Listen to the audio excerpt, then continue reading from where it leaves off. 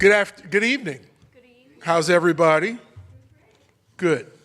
I'm Bill Bowie most days, and I have the honor and privilege of being the chairman of the Board of Governors here at the Reston Community Center. I am here with all of my cohorts that serve admirably, and we're all volunteers. So be nice to us, please. Okay. You said, that's BB. Okay, good. All right, so tonight is our annual event. It's our public hearing for programs and the budget. It's our chance to show you the highlights for 2025 and maybe some things that happened earlier this year with you, and to discuss the coming budgets. We're putting together budgets now for next year. The two main presenters tonight will be RCC Executive Director BB Wynn and RCC Treasurer Paul Thomas. And they will go over our progress and our plans and how they impact our budgets. After that, we're going to listen to you and hear your input and what you have to say. There are many, many suggestions that have come out of these annual sessions that have been implemented. The key is for you to let us know what your needs are, what your wants are, to see if we can help you fulfill those in some way, shape, or form, but it gets us started in those planning processes. So thank you. And after we make the presentations, we will actually move the instructions to staff regarding the preparations for the 2027 budget. We don't have paper copies. I've asked paper copies of the presentations to be made, so they'll be available in the back a little bit later if you want to take those as references and ask any questions at the end of the session, or reach out to us at any time at RCC Contact. So with that, I'll step aside and introduce you to our Executive Director, BB Wynn. Thank you, Bill. Welcome, everybody. My name is BB Wynn. I think I see a few new faces. Is there anybody here for the first time have attended an RCC meeting? Hi, welcome.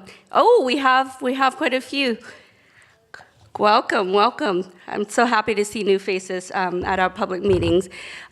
Before I go into the calendar year 2025 highlights, participation trends, capital improvements, and maintenance progress, I want to recognize my staff team. So if you're an RCC staff member, please stand up. These are the people that help me make this operations hum. So thank you. I also want to thank my board. I have endured a full year as executive director, and I lean on them for support and guidance, and I really appreciate all of their help the last year. I think I have grown, and I've gained confidence, and I appreciate all the support and guidance that the board have helped me in the past year. Thank you. With that, I'm going to go into my 2025 highlights, the most exciting news that a lot of you have already heard, but for those of you that are new, in 2025, we received the highest recognition of our Good Housekeeping stamp of approval that the RCC is the best of the best in governance, operations, and marshaling of community resources with our CAPA reaccreditation last spring.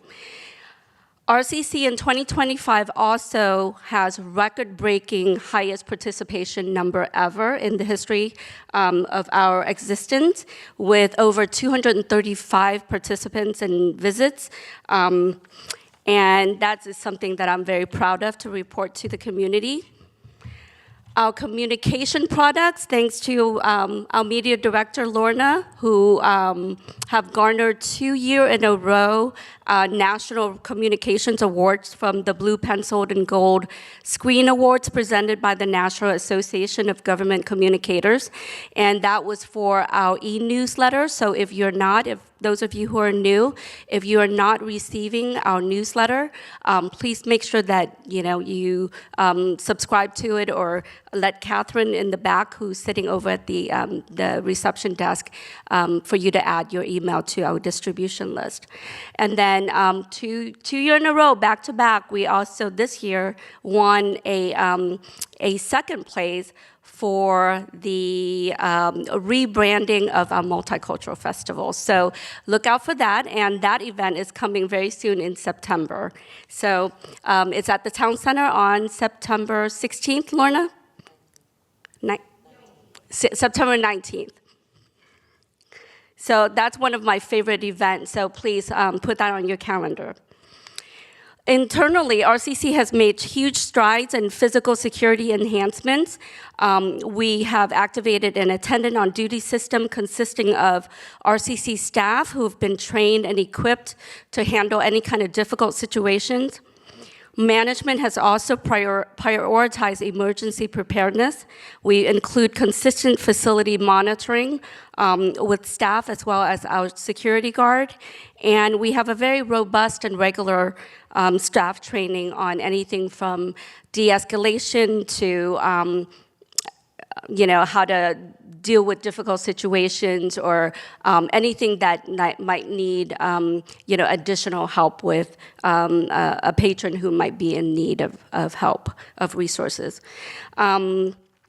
On the facilities side, you also, if you have been frequenting our buildings, both of our bathrooms here at Hunters Woods have been renovated, and they're beautiful. And when you walk in, you might have seen something new today. We're in the progress of redesigning our lobby display. So there's the front lobby is taped up right now. We're not ready for the big reveal, but once we're ready to do that, we will make sure that everybody sees what we have in store for you. But this is the glow up that we've been talking about for about a year, and so I'm very happy to report that we're in progress of getting that completed. Facility improvements included many upgrades to equipment replacements, systemizing of our facility asset inventory, and that includes life cycle management and maintenance of our most expensive infrastructure equipment. That is something that I started when I was in the deputy director role, and I feel very proud of that because it's a huge project. And as you know, we have a theater, we have a swimming pool, and we have a lot of very large, very expensive equipment, mechanical equipment that we need to stay on top of its life cycle and on its maintenance schedule and all of that. And so Brianne has been shepherding that project, and it's coming to a completion as well. Technology is continuously evolving and changing, and one of the strides that I've been making in the past year with my IT admin over there, Chris Higgins, is try to make sure that we are ready for the future and expanding the capacity for Wi-Fi and audiovisual, as well as upskilling our maintenance staff in order for them to be able to operate audiovisual equipments and things like that. The lobby display system is also something that we're upgrading to a platform that's easier to maintain and manage. I know taking away a lot of the flyer racks and stuff like that is hard because a lot of our community also was relying on them to be able to share information. And so with this new system, we're going to have a way for them to send us a lot of their digital content so that we can help share that information on those display systems as well. So they don't feel like they are completely, out of a place to share information with the community. We've also made a lot of progress with data dashboards internally to make sure that our agency is much more data-driven and making decisions in real time or near time, and able to pivot and make programs decisions that are driven by data, and those are very evident in our aquatics, where they've been able to serve and use the space to the capacity and to the maximum potential that it could be used for all their programs and classes and things like that. On top of that, in the systems that we currently use in my RCC and RecTrack, my customer service director, Pam Leary, have integrated a lot of the automation to be able to send out customer service surveys automatically at the conclusion of a program so that we're able to hear from you, and much more responsive, and that has garnered a lot more input from the community and from our patrons who participate in our programs. We are working on the texting capability, and that texting capability is going to be able to share with you like the changes in our operational status when something happens, whether it's a snowstorm or things like that, so our patrons can get information much quicker down the road. Another strides that I've made within the last year is really deepening the partnership engagement. I've been meeting with a lot of our partners, and there's a lot of changes that's going on in our community and the civic organizations, the leaders at Cornerstones, at the YMCA. And so we've been engaging with them on a much deeper level to really align ourselves and make sure that those partnerships are continuing to make deep impact in the community as we had envisioned, and where there are gaps or there are misalignments or we need to adjust up or down, those are the conversations that I've been having with our partners. In the next few slides, I'll share with you RCC by the numbers, and it's to demonstrate those record participation that I've been talking about and the growing community demand. Some of the top waitlisted programs that this has traditionally been the case are our swim lessons. We just have the one pool, so there isn't much we can do to expand the space that we have to accommodate all the demands of that. But the ones that I want to focus on are the programs that are happening at Lake Ann. And there's a slide that's dedicated to that shows how our arts education, the fitness programs are oversubscribed and are outstripping the space that we have. But some of the programs that I was able to discern that have very long wait lists are swimming, ceramics, wheel throwing, young actors theater, arts education, and the fitness programs.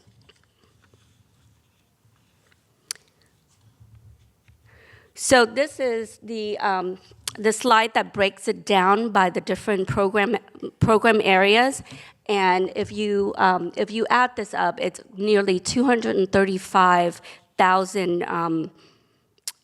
We call them visits or participation numbers, and some of them are like there's people who comes and participate in more than one program, but what the aggregate number shows is that we're about 20,000 more than any previous years. So the demand for the programs and the participation have really skyrocketed in the past year, and it's a very good number that we are very proud of. In slide 6, the most noteworthy waitlist I mentioned is aquatics and arts program, and this is the one that I particularly call out for Lake Ann, is because we saw the wait list has increased significantly at Lake Ann from 404 in 2023, and we're up to 1,370 in 2025. And that's more than triple the number that are on our wait list. So I just want to make sure that everybody understand that we're just not able to meet the demands that we have right now at Lake Ann. In slide 7, these are looking ahead, and I am breaking it down, aligning with our strategic plan pillars. And in the pillar of programs and services, we are going to launch RCC on Wheels in pocket parks. And I see Laura sitting there, and we want to thank the partnership with RA. We've really thank them for, making this a reality. And then in September, we're going to be able to dispatch our RCC on wheels into the different pocket parks throughout Reston with programs, content delivered in those areas. In facilities, I mentioned the Glow Up project and our lobby redesign. On top of that, there's a lot of ADA compliance and accessibility that's ongoing with that as well. Our leadership has been, and our board has been really engaging with the community in county's conversations around Crescent redevelopment project and also the RCC North project. And that one's kind of a longer horizon, but RCC continues to have those conversations.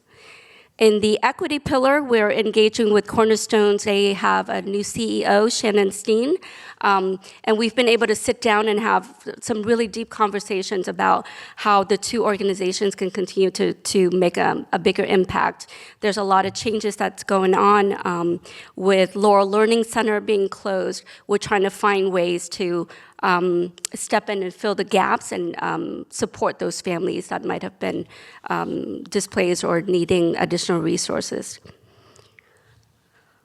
We're also very happy to report that the implementation of Reston Opportunity Neighborhood membership cards has already been executed, and we're probably very new into it. We're only a few months out, but our two systems have been talking to each other. Pam Leary has been kind of shepherding that project, and what that does is any of our Opportunity Neighborhood clients are we're able to walk them into our RCC, my RCC system, so that they don't have to be, there's no re-eligibility screening when they come to RCC. The two systems are able to talk to each other, and if they are an Opportunity Neighborhood client, they can come to RCC and participate in our programs with a fee waiver. So we'll continue to assess the impact of that and how successful that is, and see if we can grow that even more. I think, Pam, right now we have maybe less than 100 that are on that list. In the aquatics and the equity pillar, we're also looking at how to revamp the women-only swim program. There are a lot of fresh ideas that are coming about, and I'm very excited. We're going to try and tie that to just like, how FIFA has been kind of taking over the world and everything on TV and the news lately. We want to kind of like use the headlines in March 8th, which is International Women's Day, and try to find a way to kind of capture that spirit and relaunching the Women-Only Swim program. I don't see Matt here tonight, but kind of keep a lookout on that, because it's something that's very fresh and very new that they're working on that I'm very excited about. And then we'll continue to refresh a lot of our equity programs, which are like Diva Central, our fee waivers, and trying to expand the use of that and letting the community be more aware of that program. And then essentially just any ways that we can to remove barriers from participation. In communications pillar, language access is now really integrated into our everyday business. We are looking at everything from budget to the way that we can serve families who have language access needs and interpretation needs. I think aquatics was one that was very rewarding for us to be able to use this. And so that is something that we've been kind of making it just a part of how we do business with language access. Automation, as I mentioned earlier, it's a movement towards digital content creation. With the displays that you see in the lobby, there's a movement, a deliberate push to create more digital content so that we can kind of push that out through our lobbies and social media and LinkedIn and all of that. So look for the type of more video-oriented materials that's going to come up in the next year. And then stewardship and accreditation, it's really, it's touch upon when, with the CAPRA reaccreditation, but that is something that our agency continues to kind of maintain and really live that CAPRA standards to make sure that we're honing in on our business practices and minimizing risk for the agency. So with that, those are my updates and the highlights of 2025 and the things that we're looking ahead. I'm now going to hand it off to our finance treasurer, Paul Thomas.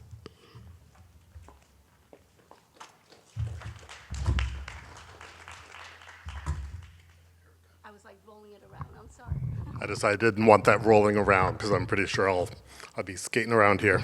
Alrighty. Exactly. So first of all, the financial planning principles that we use here. One thing is we work on a 3-year cycle for our capital improvement and capital maintenance projects. So we always try to look forward at least 3 years. We're pretty conservative in how we do that. When we plan for the revenue, we're pretty conservative on the revenue and on the expense side. And our main goals, making sure that our programs are out there and are of high quality, make sure that we are maintaining and revamping our facilities appropriately, making sure, and equity is a big thing as well. And of course, we have to adhere to the county's guidelines. So sort of the general principles that guide everything that we do on the financial side. Hold on. Oh, yeah, excellent. I've got the clicker here as well. So we've got 2 slides with tables showing the big capital plan that we have going on. This summer, the capital improvement projects will continue from carryover from fiscal year 2026, mainly to complete the physical spaces upgrades at Hunters Woods and Lake Ann. In fiscal year, actually, let me explain a little bit. So in that second column, you see a Y or an N. Y means that project is complete. No means it's not complete. So if it's complete, then we're done, and that's lovely. That means that it was done in this current fiscal year, which is just ending now. When there's an N there, that means that it's not quite done. And so what happens is, for anyone who's not familiar with budgeting, what happens is with capital stuff, you say, okay, we thought it was going to take $100,000. We only spent $50,000. We still have a little more work to do. We carry over the other $50,000, and that's called carryover, where we say we thought we were going to do it this fiscal year. We're going to do it next fiscal year. So you can see the projects that are being done with carryover money from this fiscal year that we're currently in and into the next one. Let's see, so some of the big capital improvement projects that are coming up right here. Replacement of the new switchboard will be pretty critical, as well as replacement of the cyclorama lights in the Lila Gordon Theater, repaving the patio, and replacement of the aquatics locker room flooring. So you could see in here which things are carryover from this year that were supposed to be done this past year, but they're going to be finishing up next year, which ones were slated for next year, and which ones are we looking at for fiscal year 28. So we're as always, we're looking forward.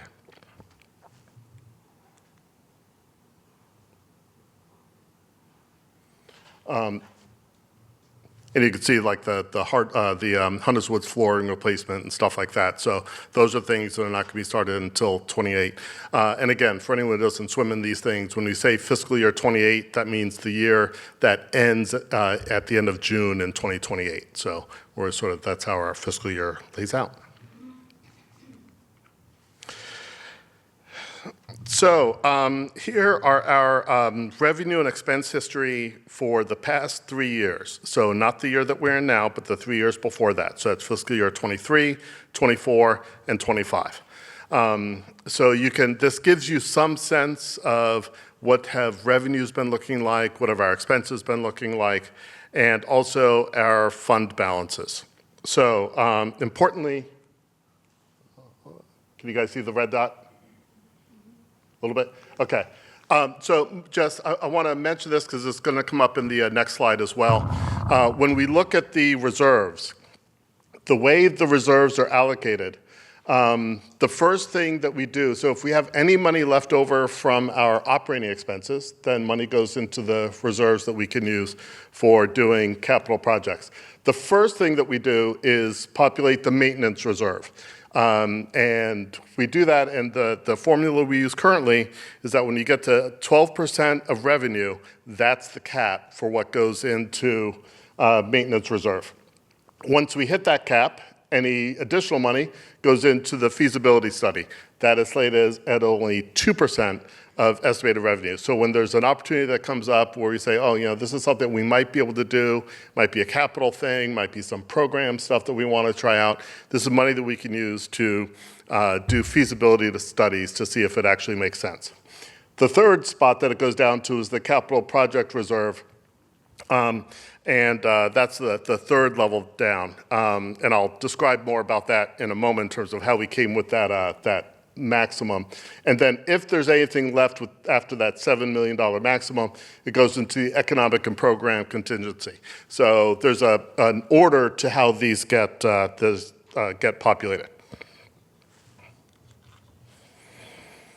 All righty. So fiscal year 26. So we won't actually have the results available until mid-July. After carryover expenses are posted, which generally occurs in October with Board of Supervisors approval in September, the budgets in our monthly reports will be aligned with our fiscal year 27 expectations. Please note that the capital projects reserve line, the maximum on that increased to $7 million just a couple years ago. The board and staff anticipate that RCC will need to expand its facility footprint soon due to the unmet demand we already experience for our visual arts and fitness and wellness studio programs at RCC Lake Ann. In addition, that facility is a leased facility with a date certain for RCC to either own or vacate in 2039. We are aware of the increasing population we're serving, and that facility expansion may happen in a few ways, either replacing or enlarging our RCC Lake Ann footprint by 2039, or locating space elsewhere in addition to RCC Lake Ann. Whatever the case, we used a number that was current as of 2022 with a construction figure of $450 per square foot, and considered the right capital project reserve ceiling number and moved it up. I think it was $3.5 million before. We've moved that up to $7 million so we can be ready for this big change that we know is going to be happening soon.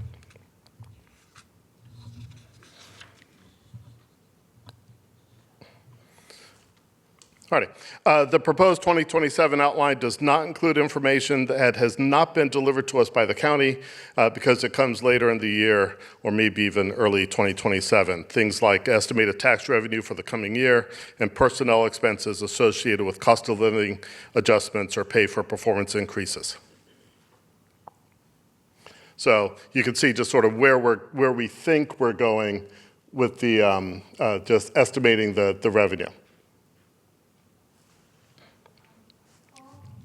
Explain a little bit about where the revenue comes from and why you propose increases? So the revenue comes, most of the revenue, so some of it comes from programs, right? So we have camp, and it's not free for everybody. We charge for some of the aquatics programs and stuff like that. So that's part of the revenue. The bigger part of the revenue comes from taxes, and we have not suggested any rate increases on that in many, many years.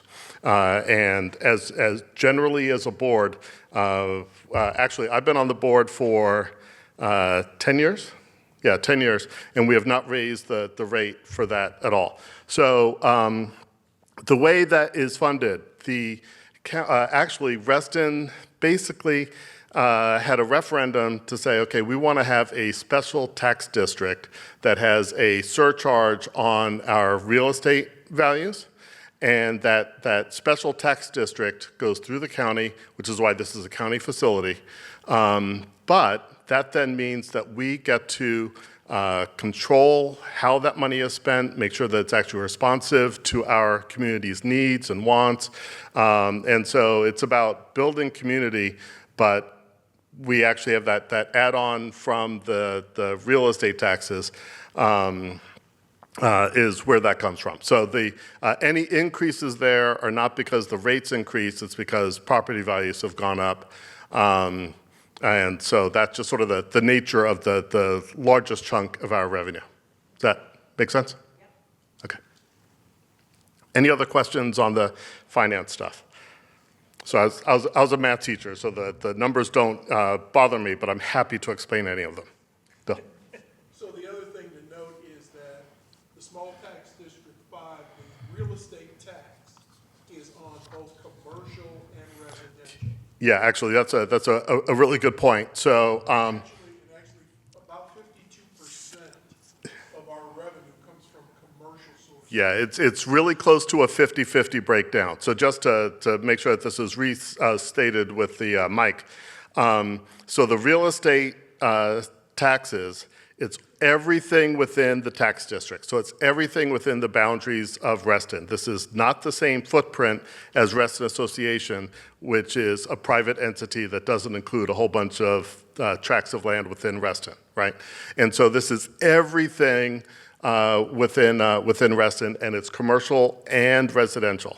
So all that office space, the big pretty buildings at Reston Station that has Google in it and ICF, the VW headquarters that's near Reston Town Center, all of that stuff, they are all paying in to the same pot. So yeah, there's actually a magnifier effect in terms of how our taxes get used, because basically every dollar that I put in from my real estate taxes is basically matched by VW or Fannie Mae or whomever.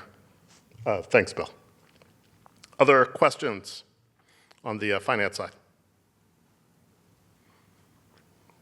All righty, then I will turn it back over to Bibi. Thanks.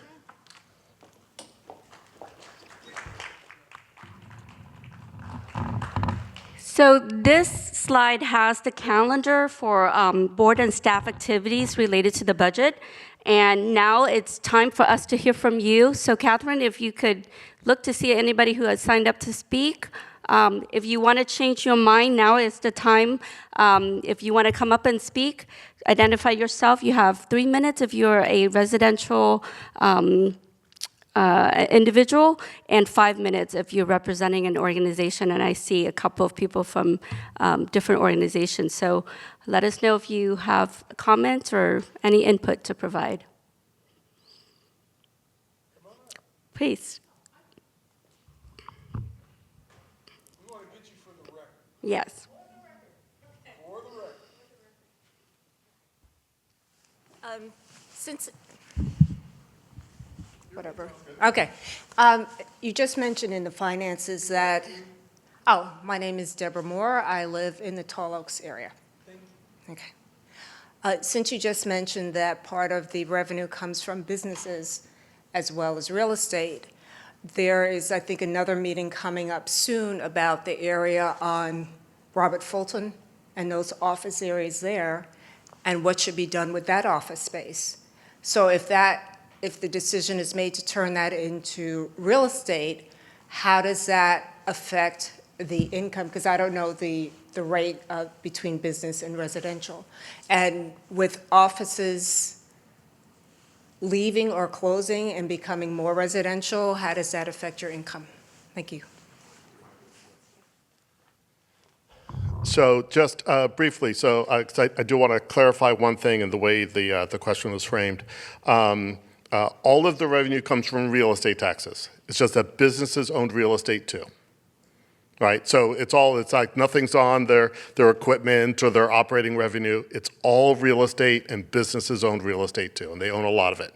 And so when you think about a lot of the new development that's going in broadly speaking, between Sunrise Valley on the south and Sunset Hills on the north. So things like Robert Fulton, things like Reston Station, that's Avenue, which is extending, things like Lake Fairfax Business Park, stuff like that. There's a lot of stuff that's going in there.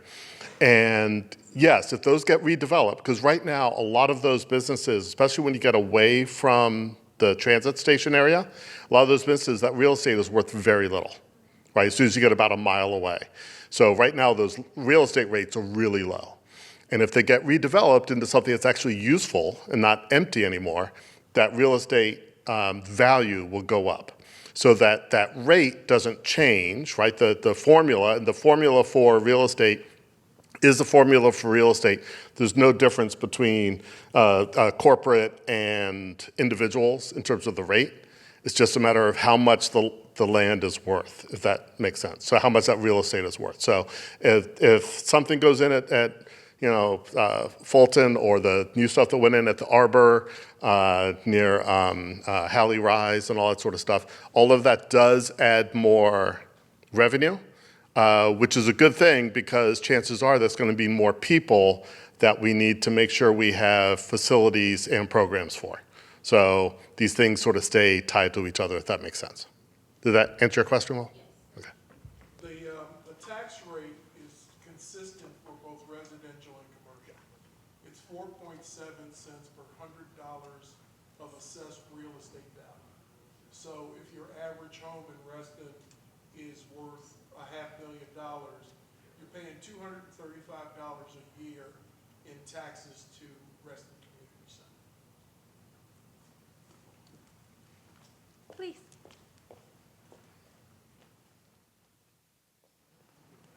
Hi, I'm Lee Lipsey, a Reston resident, and I have a particular interest in the visual arts programming. And I am interested in what your thinking is in terms of, I understand the Lake Ann facility will either be purchased or it's leased right now, is that correct? RCC is leasing it, but that lease runs out in 39. So are you waiting until then to expand your facilities? Are you actively looking for locations at this time to expand both the arts education and the arts making facilities? We're in the sausage making process. Okay. At this point in time, we're looking at opportunities. Like you said, we have the option with the Lake Ann facility to purchase it at some point. Okay. We're also in discussions with the county on what role RCC might play at the Crescent Center, and then there may be some other opportunities that come along. What's the timeline for the Crescent Center redevelopment? 2030? They're looking to issue the RFQ very soon, but then after that, the RFP will follow probably 6 to 9 months from the RFQ. So, and then once they select the company, then I think groundbreaking, it'll take about a year for permitting process, and then groundbreaking will be after that. And I think it's like 3 years for construction. So you would be trying to negotiate for some space there dedicated to RCC arts programming, okay. Yes. So you were talking about also the possibility of expanding the Lake Ann facility. What are you looking at? Is that going up, or what's the footprint and what are the limitations there? So we're currently doing a total physical assessment of the Lake Ann facility. Okay, When that assessment's done, it's due at the end of the year. When that assessment is presented to the board will then make decisions on a plan on how much we're willing to invest in that existing facility, okay, or how much should be invested in something. So okay. we'll have a better idea next spring when we have our joint conference. So you're also looking for potentially renting some adjunct space to bridge? We're always looking at opportunities. Yeah, okay, thank you. Thank you. Can you explain what the Crescent is, the Crescent project? The You did already, and I'm sorry. Sure, the Crescent redevelopment project is, so RCC Lake Ann is on this side of North Shore where Lake Ann Village Center is. Crescent redevelopment's on the other side of North Shore, and it spans the entire parcel down towards Wheelie Avenue. There's the apartments that flank sort of North Shore on the other side of Lake Ann Village Center. The county is looking to redevelop that whole entire parcel there. Yeah. please. How are you? Great. Thanks for having me. I'm Carolyn Flitcroft. I'm the current board chair of the Reston Museum.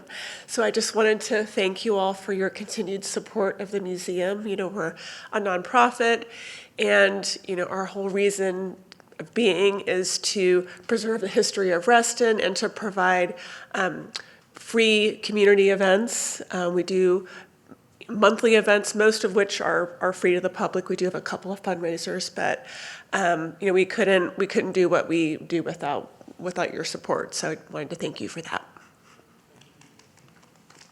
Thank you, Carolyn. Anybody else would like to provide some input? Yes.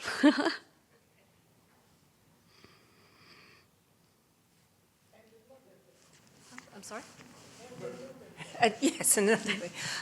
As you're planning in the future for expansion in different programs, there's also a plan for a Reston Rec Center. And how do your plans dovetail with that? How will you plan for the pool, for physical activities, for cultural activities? Have you had discussions, and are there any decisions that have been made? Oh, please. Yeah, so I'm the vice chair of the Fairfax County Park Board. We have a part in the Reston Town Center North development. In blocks 7 and 8, they're set aside for recreational facilities. Today, there's a spot being held for at least a 90,000 square foot recreation, health and wellness center. It is off some ways though in terms of timing, because we're probably talking $130, $140 million kind of project. The county changed, and those projects are built on general obligation bonds that are issued by the county. The county changed their bond policy a couple of years ago. We used to be in a 4-year cycle. Now we're in a 6-year cycle, so where we thought we were getting a bond in 2024, we didn't. And so things started to stack up. We have a bond on the referendum this coming November. That's a $180 million bond, but most of that's going to be eaten up by renovations of current rec centers that are 50, 60 years old, our first ones, where they're actually going to be tear downs and complete new builds. So the earliest, unless we get an out-of-turn bond cycle, which some of the Board of Supervisors are looking at just for rec centers, unless we get an out-of-turn bond cycle, it's not reasonable to assume that we won't get a rec center here before 2040 or 2042. I won't need one anymore then. It'll be a fantastic facility. I may never see it, but that's the current plan. Like I said, the Board of Supervisors are having discussions about an out-of-turn bond cycle that would be in the neighborhood of $350 to $400 million, just to accommodate renovations of existing rec centers and putting in a new rec center. We haven't built a new rec center since 2003. So that kind of tells you where we're at. And we have 9 of them that are in the cycle of constantly being updated, renewed, refreshed.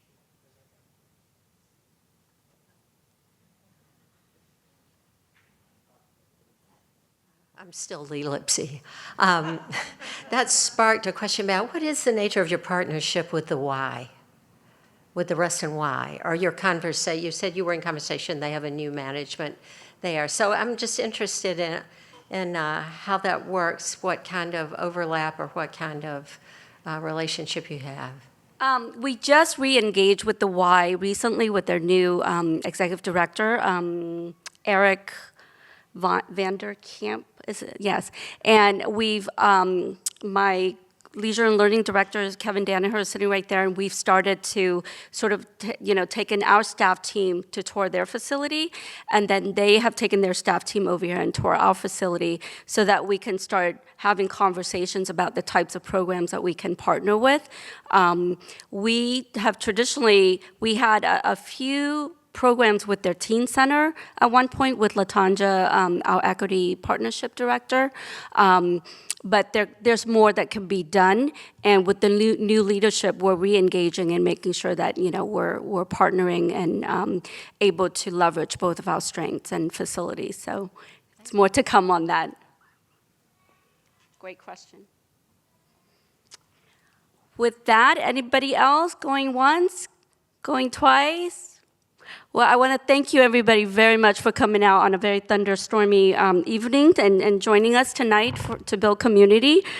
We do have some formality to go through, so I think I need one of our board to make a motion so that staff can continue to develop the FY28 budget submission based on the assumptions outlined in tonight's presentation. Is there a second? Discussion? All those in favor say aye. Aye. Any opposed, say nay. That motion carries. Thank you very much. Good night, everybody.